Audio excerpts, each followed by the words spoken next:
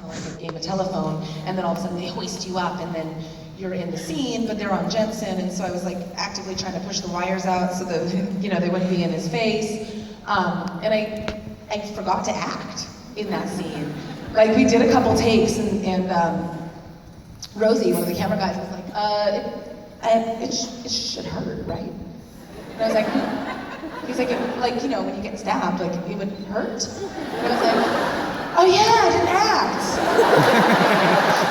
How does that happen?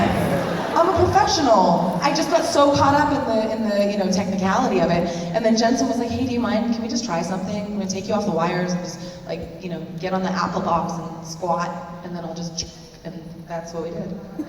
So sometimes we get like really technical with those things, and it's not necessary. Right. Thank you very much. Thanks.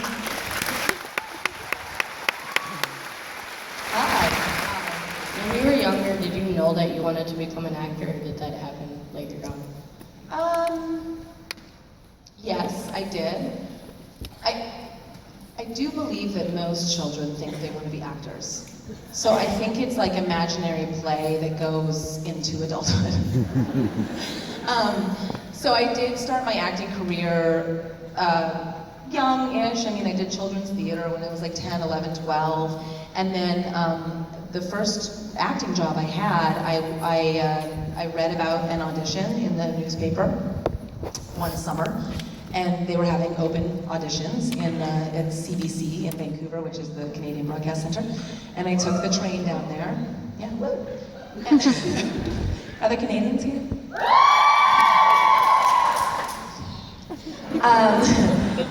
So I went down there, and it was a Fox show, and I got one of the parts. And so we shot the pilot, and that was that, and it didn't get picked up.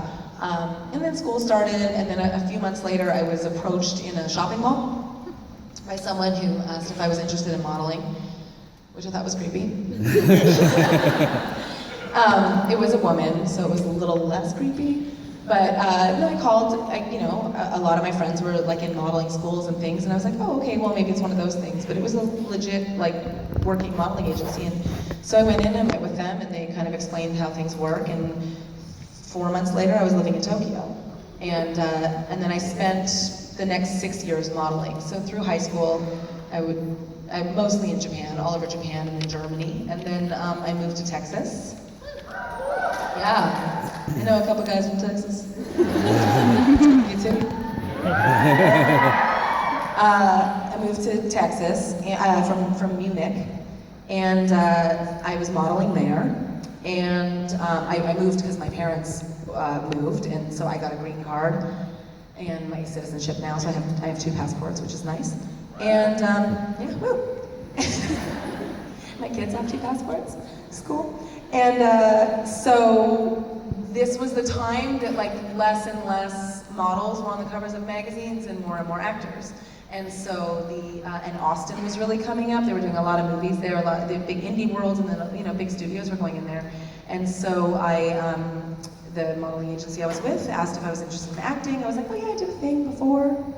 Someone texted me.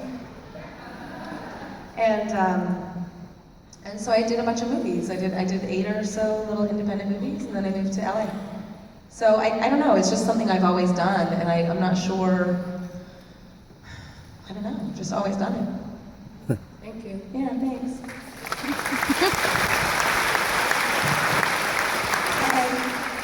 My question is, what's more enjoyable for you to play, evil characters or good characters? I think they have, I think the intention is the same for whatever you use it for. So the intensity of it, and I just, it's obviously fun to play the larger-than-life character, and the character like Abaddon, who sort of makes no apologies, is fun, but there's also not a lot of layers to it. It's fairly shallow. In order to make it interesting, they've got to add layers to it, and so, or you just kind of get big with it, and so that's fun. But one of my characters I played. You guys ever watch Stargate? So I was on Stargate Universe, and I played Tamara Johansson on that show, and she bothered me a lot at first. Like I called her Crybaby, And because like every script, she was like, I don't know how to do it. I'm like so sad. I was like, get it together. She sort of annoyed me. But I think I learned a lot from her vulnerability, and so that was really fun to develop and play with too. So they're both fun. They're I don't know, it's just fun. I had an audition the other day, and it's one of these things that you go out for 120 jobs before you get one. Most of us, some people get lucky, but you go out and it's about finding the moments that you love. And so this audition, I'm probably not going to get the job because that's the odds. But you walk out of there on such a high because you like develop this character and you like involved with it. And that's the one moment this week that I got to do what I love to do. So, and that was a good character, but I had that same amount of passion for it. Thank you. Yeah, thanks. I'm gonna overdose on these mints. I love them. They're lifesaver mints. They're backstage. I probably had like 10. Between that and those stupid sugar cubes, I'm gonna make Felicia Day pay.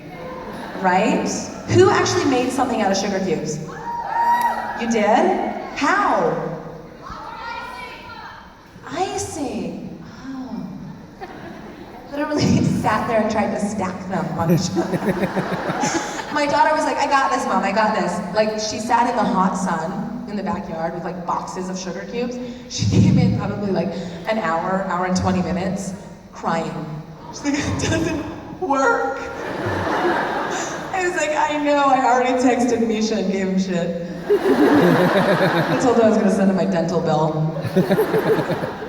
He said I had to read the fine print. Hey. Hello. I was wondering if you and Gil became friends through Supernatural or if you were friends before. Yeah, no, we became friends the first episode we did. We flew up together, and he was sitting in the row in front of me, and I walk on with this like 5-month-old baby into first class. I'm that person.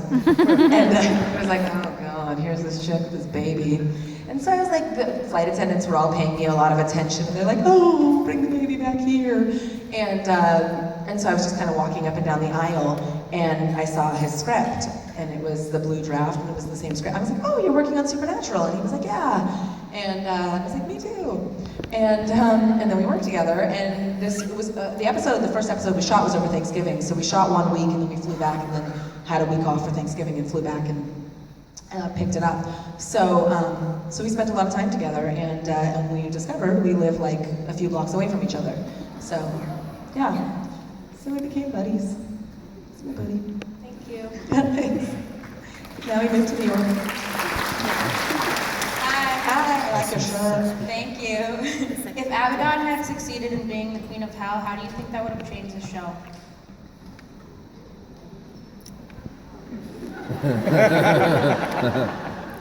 Mark wouldn't have a job.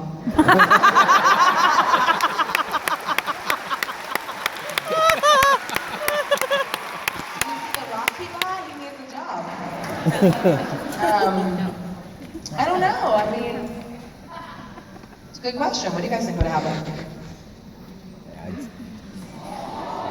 Carly would have been You a heard it, bitch. I heard it. Would you have a hellhound named Crowley? Oh, I like that. Crowley and Roxy. Someone like shipped us, Crabadon. Have you guys heard of this? I was like, that sounds dirty. It is Like, dirty. in a lot of ways. Like bad dirty, like diseases. And also just like angry. Like who's crabby? And so I heard it, and Mark was like, "Did you hear they shipped us? Gross." I love you too, Mark. I don't know what would have happened. I mean, again, honestly speaking, the character would have to have more layers, and so she would probably end up having to work with the guys, much like Crowley does, in order to have longevity. Thank you. Yeah, thanks. Do you like being evil? Yes. Would you like to be evil? No. No. Good answer. I feel bad now. I should change my answer. I like to pretend I'm evil. It is kind of, I mean, like I said, it's nice to sort of have that, like, no apologies. You don't have to be angry or the other word. You could just be, you know, strong. So she's strong. Thank you. Thank you. I like being strong. Maybe I'll say that. Hi. Did you get a good picture? No double chin? Just Oh my yes, nose. definitely. The turtle worked for me. I want to give you a shout out. Being a fellow mother of 4, I know how crazy it is to multitask, and that's probably teenagers screaming back there that I'm up here. But I just was wondering how you manage to keep that all straight without your children saying, "Mom, you're becoming Abaddon." Oh. They don't watch the show. So they wouldn't really know. Maybe Abaddon was created from my mom persona.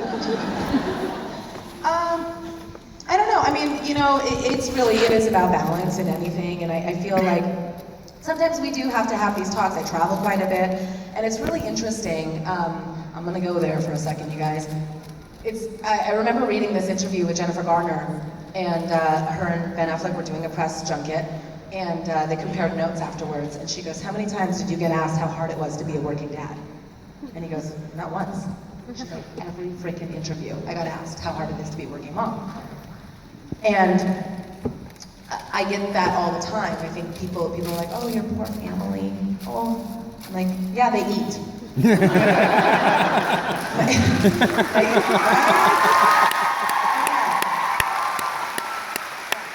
My kids travel all over the world, they go to a good school, they have a nice house. I'm doing my job.